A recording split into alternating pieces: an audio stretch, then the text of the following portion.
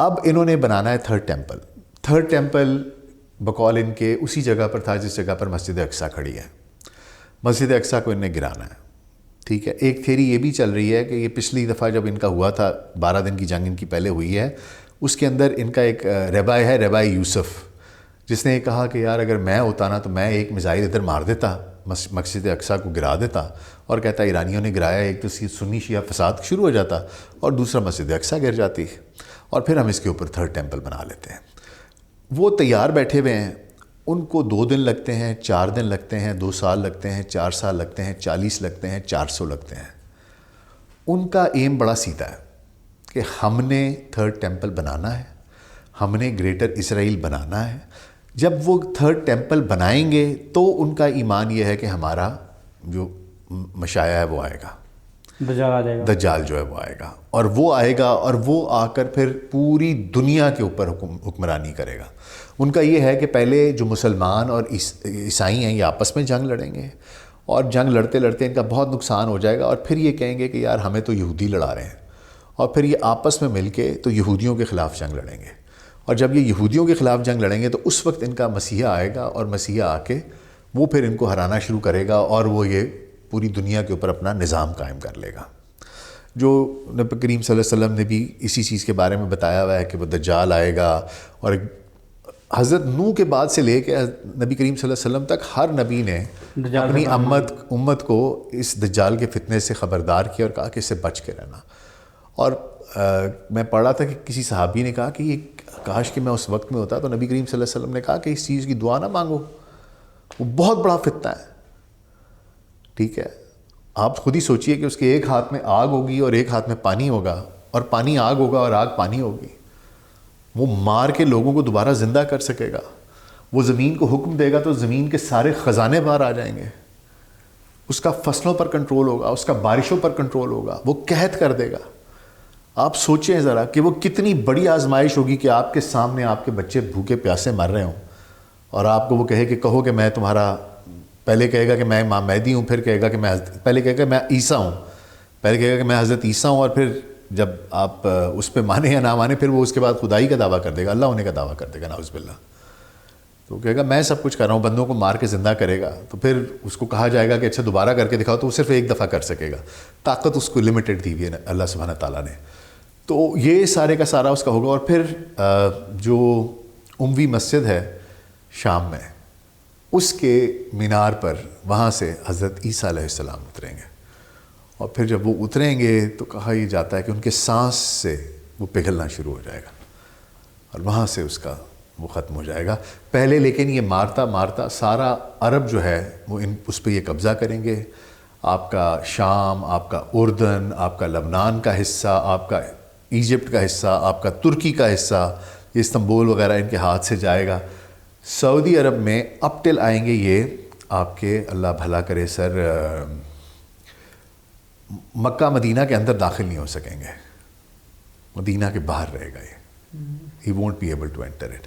تو یہ سارا ایک سیناریو بنے گا, اور پوری دنیا میں ان کا نظام, اور یہ اسی طریقے سے یہ جو آپ کو اے آئی نظر آ رہا ہے, یہ سب کچھ نظر آ رہا ہے, اسی نے اسسٹ کرنا ہے, انہی لوگوں نے اسسٹ کرنا ہے, اور اس کا ایک پورے کا پورا نظام بنانا ہے. پیسہ سارا اس کے پاس, پانی اس کے پاس, خوراک اس کے پاس, دولت اس کے پاس, سرویلنس ہر کسی کی ہوگی. آپ کو آپ کے جو لوگ چلے گئے ہوئے ہیں, آپ سوچیں ہمارے ماں باپ جو چلے گئے ہوئے ہیں, یہ آسمانوں پر ان کی شبیہیں دکھائیں گے, اور پھر آسمانوں پر شبیہیں دکھائیں گے, کبھی حضرت عیسیٰ کی, کبھی نبی کریم صلی اللہ علیہ وسلم کی. اور ان کے پاس یہ فریکوینسی آلریڈی ان کے پاس ہے, یہ ٹیکنالوجی, کہ یہ آپ کے دماغ میں سوچ ڈال سکتے ہیں. They can communicate with you without seeing a word. ٹھیک ہے, دیر آر فریکوینسیز جس میں کہ آپ کے ذہن کے ساتھ بات کی جا سکتی ہے فریکوینسی سے. تو یہ ساری کی ساری ٹیکنالوجی اس نے یوز کرنی ہے in order to fool people. ٹھیک ہے, ایک وہ پروجیکٹ بلو بیم ہے جو میں نے بتایا کہ وہ سب کی تصویریں آئیں گی سب آسمان پر, اور وہ اتنے ریئلسٹک ہولوگرامز ہوں گے کہ آپ دیکھ کے لگے گا کہ یہ سچی مچی کوئی اوپر اللہ سبحانہ تعالیٰ نے حضرت عیسیٰ کو بھیج دیا ہے, نبی کریم صلی اللہ علیہ وسلم کو بھیج دیا ہے, یا یہ کوئی ان کے رام آئیں گے, بدھا آئیں گے, وہ سارے کہیں گے کہ بھئی یہ ہم سارے مذہب جو ہے نا ایک ہی ہو گئے ہیں, اور یہ تمہارا باس ہے, یہی تمہارا وہ ہے خدا ہے, اسی کو مانو. کیا پاکستان میں بھی دجالی قوتیں ہیں؟ بالکل ہیں. کیوں نہیں ہے؟ دجالی قوتیں تو ہر جگہ پر ہیں. کیسے کام کرتی ہیں پاکستان میں، کیسے کام کر رہی ہیں؟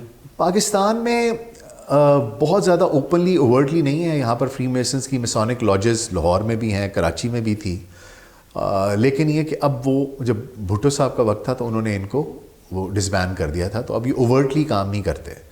لیکن جیسے کہ میں نے آپ کو بتایا ان کی اتنی لیئرز ہیں. دجال دجل کا نام ہے، آپ کو نہیں پتہ چلے گا کہ کس طریقے سے کام کر رہے ہیں. ایک سابق جنرل نے لکھا، گورنر جنرل عزیز نے لکھا ہے، کہ وہ نام مجھے بھول گیا، کہ باقاعدہ ان سے بھی رابطہ کیا تھا فری میسنز نے.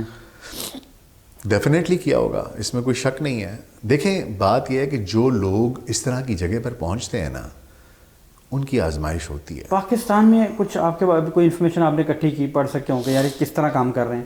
اصل میں مجھے ایگزیکٹلی نہیں پتا کہ پاکستان میں اس طرح نہیں جانتا کہ فلانی جگہ پر لوگ کام کرتے ہیں، لیکن ہوتا یہ ہے کہ جہاں پر بھی کوئی انفلوئنشل بندہ ہے بیٹھا ہوا جو اس طرح کی جگہ پر ہے جس کا کہ فیصلہ بہت سے لوگوں کی تقدیریں بدل سکتا ہے، ان لوگوں کو اپروچ ضرور کیا جاتا ہے.